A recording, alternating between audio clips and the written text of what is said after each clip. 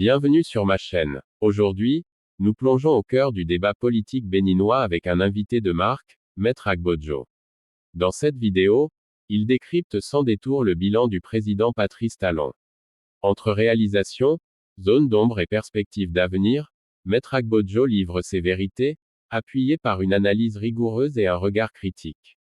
Si tu veux comprendre les enjeux réels du pouvoir actuel et les défis qui attendent le Bénin, reste bien jusqu'à la fin. Abonne-toi, like la vidéo et partage pour ne rien manquer de ce décryptage politique exclusif.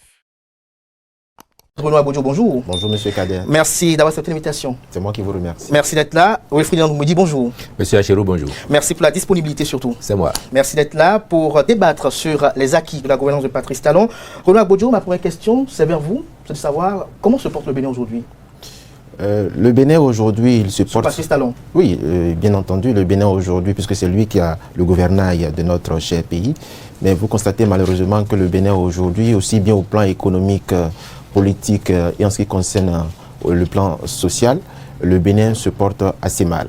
Il se porte assez mal et je pense que je vous remercie d'ailleurs pour l'occasion que vous nous donnez de nous retrouver sur votre plateau parce que sur d'autres plateaux, ce n'est pas souvent évident, notamment sur le média public. Alors, je voudrais donc vous dire qu'aujourd'hui, le Bénin se porte mal. Ce n'est pas moi qui le dis, c'est un constat général. Au plan économique, déjà, nous notons que il y a des choses qui se font, certes. Vous avez... Comme quoi, par exemple, qui se fait? Permettez-moi de finir.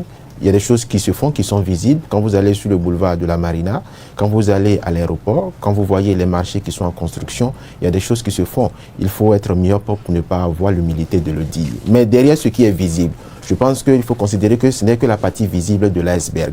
Qu'est-ce que cela cache? Cela cache en réalité une dette colossale. Avant 2015, avant 2016, je voudrais dire, le Bénin, sur les 50 dernières années avant 2015, était à une dette publique de 2100 milliards. C'est notamment 41% du PIB. Aujourd'hui, nous sommes à près de 8000 milliards de dettes publiques, seulement en 9 ans. Vous voyez un écart de 6000 milliards. Quand on sort de Cotonou, est-ce qu'on peut considérer que les autres villes de l'intérieur ont pu bénéficier également de cette dette colossale? Surtout que aujourd'hui, nous ne connaissons pas la part du service de la dette en ce qui concerne les recettes annuelles. Ça, c'est première observation. Seconde observation, nous avons noté aussi que dans un pays de la sous-région,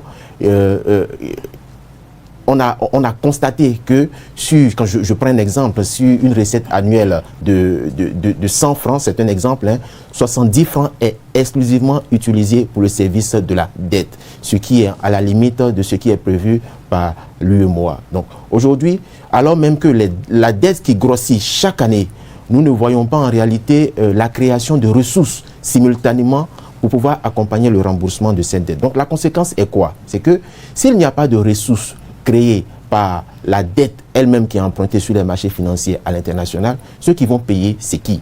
C'est les générations à venir. 2, 3, 4, 5 générations à venir. Donc au moins sur 50 et 60 ans, la dette colossale aujourd'hui que le Bénin est en train d'engranger, en réalité, sera payée par nos enfants, votre enfant, l'enfant de mon contradicteur, moi également, mon enfant.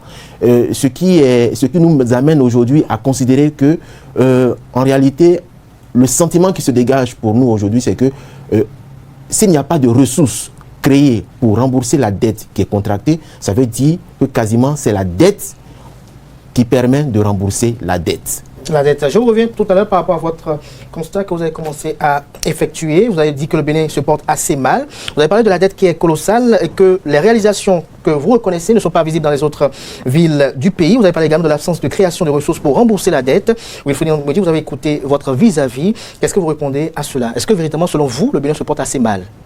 Je vous remercie, M. Achirou. Je crois que toutes les sérieuses gens vous diraient avec beaucoup d'honnêteté et d'à propos, je pourrais même dire avec beaucoup d'emphase, que le Bénin de 2025 se porte largement mieux que le Bénin de 2015-2016, au moment où le président Talon arrivait au pouvoir. Et les constats, ils sont là, visibles dans toutes nos communes, aucune n'ayant été exclue du bénéfice de l'action du président Talon au service de l'État. Ensuite, sur la prétendue dette qui serait colossale, que vos enfants et les nôtres rembourserons. Je voudrais vous dire que les dettes que nous remboursons aujourd'hui, ce sont celles que justement ceux qui sont passés avant ont contracté pour notre pays sans que nous ayons l'amélioration des conditions de vie là. Ce sont les dettes qui ont été contractées avant et qui faisaient qu'il n'y avait pas d'eau potable à Tchaourou, qu'il n'y avait pas d'eau potable à Banikwara. On vient de les faire là, ce régime. Les dettes avaient été contractées avant. Vous n'aviez pas un réseau routier aussi soutenu, aussi développé que ce qu'on a maintenant.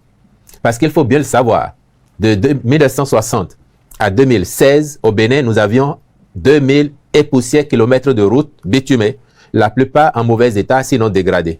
Oui. De 2016 à 2023, nous avions déjà fait plus de 3000 kilomètres de routes totalement réalisées, en cours ou engagées, prêtes à commencer comme chantier. De 2016 à 2023, donc plus de 3000 kilomètres, beaucoup plus que ce qui a été fait 56 ans avant. Malgré toutes les dettes, l'eau potable au Bénin, d'après les chiffres de 2015, début 2016, c'était 42 Béninois sur 100 qui avaient accès à l'eau potable. Mais encore, ce n'était que les chiffres. Parce que dans beaucoup de nos localités, les systèmes d'adduction d'eau potable étaient en panne. Dans beaucoup de nos localités. De 2016 à maintenant, nous sommes à 80% d'accès à l'eau potable. 80% d'accès à l'eau potable. Dans toutes nos localités, aucune commune n'a été épargnée par le programme de mise à disposition de l'eau potable pour nos populations, s'il vous plaît. Oui. Parce que quand on ne voit pas ces choses-là, parce qu'on est dans les bureaux climatisés à Cotonou, et qu'on se contente de ce que certains peuvent dire sur les réseaux sociaux sans aller au contact du terrain, les Béninois vous diront qu'ils voient bien l'impact de l'action de l'État sur eux.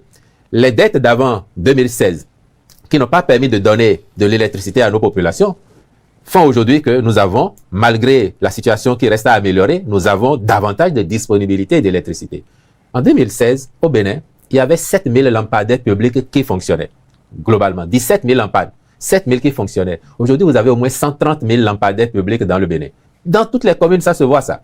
Si on doit continuer, sur cette lancée, rien que sur cette question-là, on n'en finirait pas. Et donc, moi, je fais ces lignes de marquage pour que ceux qui entendent Maître Agbojo ne croient pas qu'ils sont dans un pays autre que celui dans lequel ils sont réellement ou celui dont le monde entier parle aujourd'hui en raison des avancées notables qui y sont observées.